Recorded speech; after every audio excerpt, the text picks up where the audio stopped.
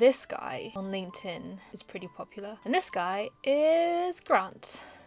Grant, the CEO of Gamma. So I have essentially been looking at a bunch of his posts, and I wanted to share a few things that I've learned from him when it comes to writing good content on LinkedIn. Whether you're a founder or you're an investor, the principles that he shows through his content is very valuable to learn from.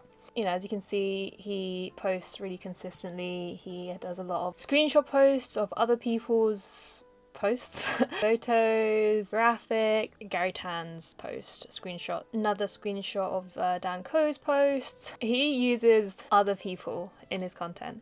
Very good at micro storytelling and essentially sharing other people's stories. 1995, Hiroshi Mikitani was 29. So using dates like 1995, numbers like age was 29. Well-known people's names, Dan Koh, Sam Altman. That's how he starts his posts. And it's really smart because you're leveraging someone who is already pretty well known in the industry. This is the best post of Grant that I found over scrolling through his content. Let's have a look. A VC told me competing with PowerPoint was impossible and hung up. Ooh. Now that is a storytelling hook. He was right about one thing. You don't beat a 40-year-old incumbent at its own game. There's a graveyard of presentation tools that try to be 10x better. I'm not going to read the whole thing. So how do you actually compete? Here's a framework we use to build Gamma. If you're raising and you're thinking about what kind of post you should be writing, this example is great. You look at the hook. He's basically sharing an objection that a VC told him. He didn't go straight into defense mode. He said he was right about one thing.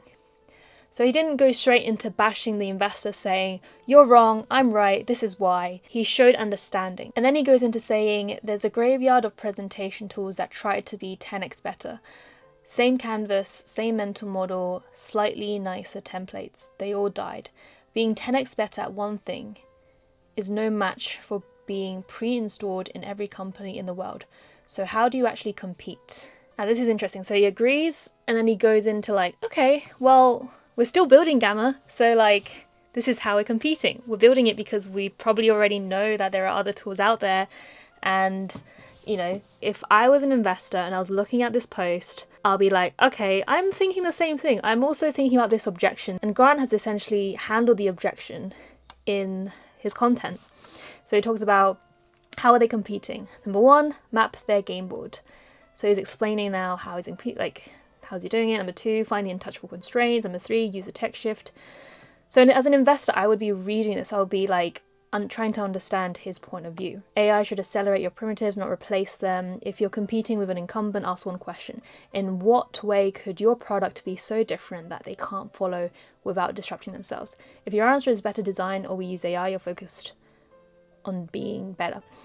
So this is really good because not only is he answering the investor's question on the handling the objection, he's also explaining how he's thinking.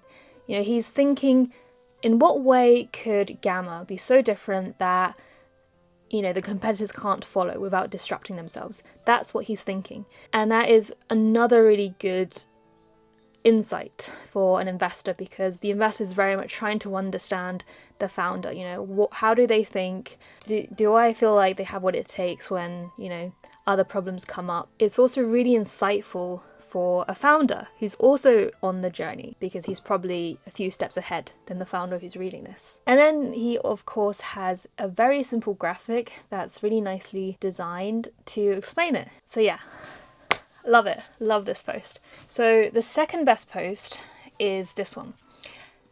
Now let's look at the hook. Slack's founder noticed something weird as they grew.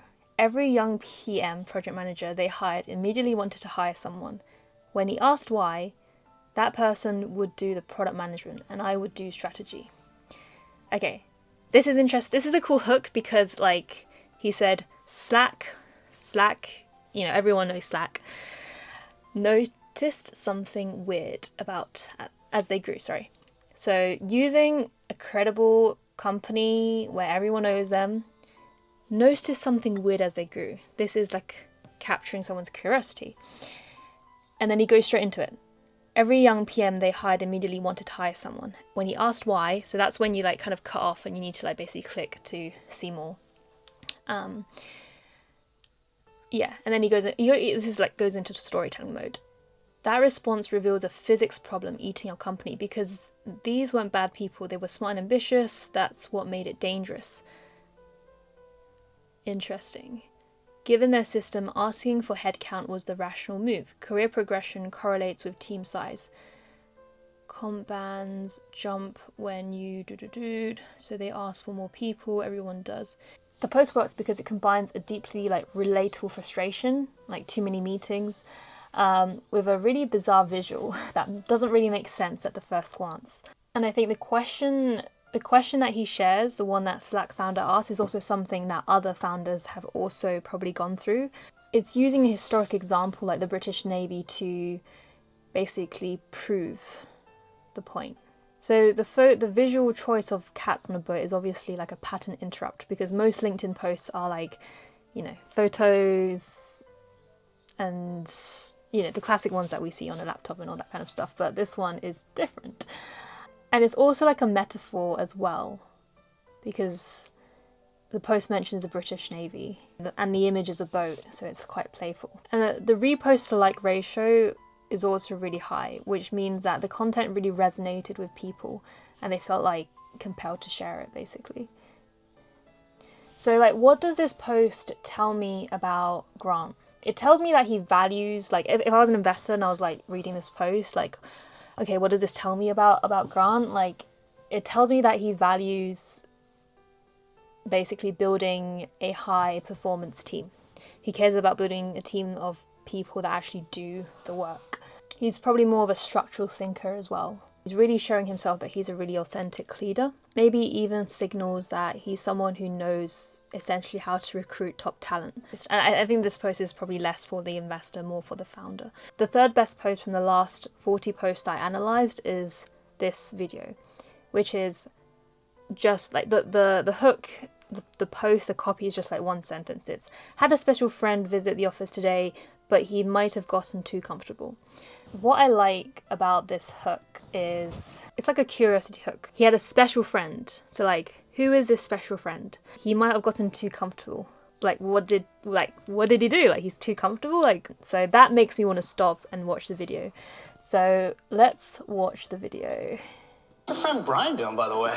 Okay, so I'm like 57 seconds in, and that twist and that look the guy did was just funny. So that like kind of like made me laugh a bit. A matcha bar. So this essentially is like a hiring post, funny, and I think this is more showing the culture of the business. I think video is such a good way to show that, and it's really important for both someone who is looking to join a company, an investor, to really be able to see what does the culture look like.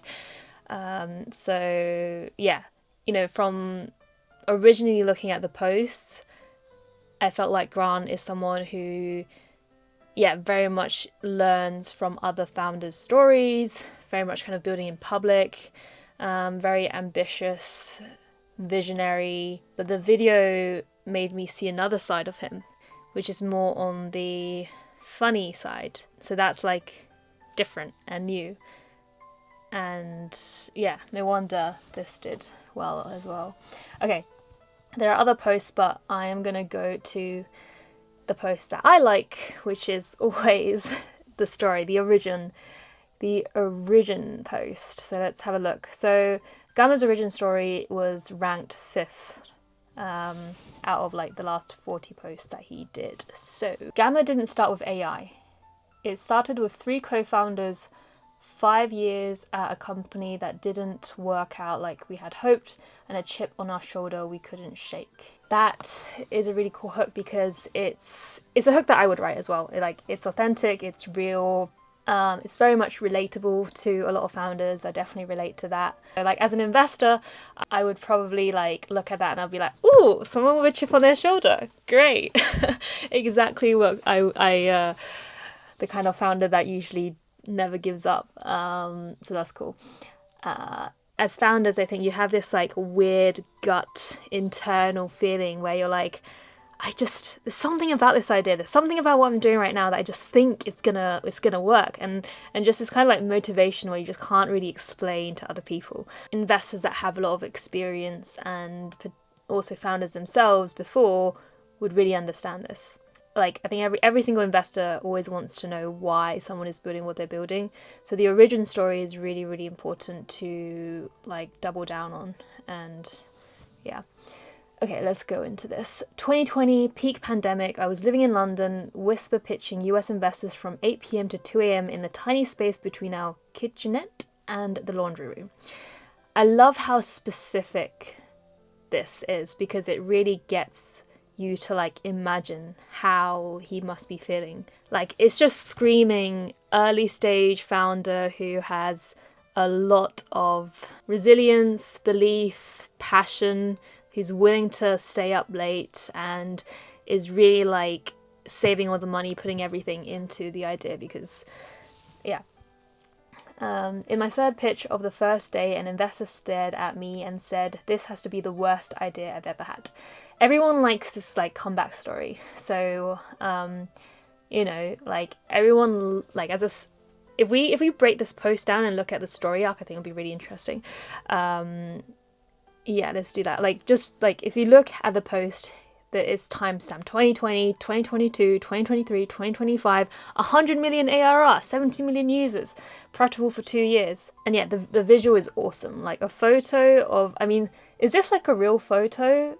I mean, who would, like, surely there has to be a better way to take a meeting than like put it next to the sink when there could be water and you have a back.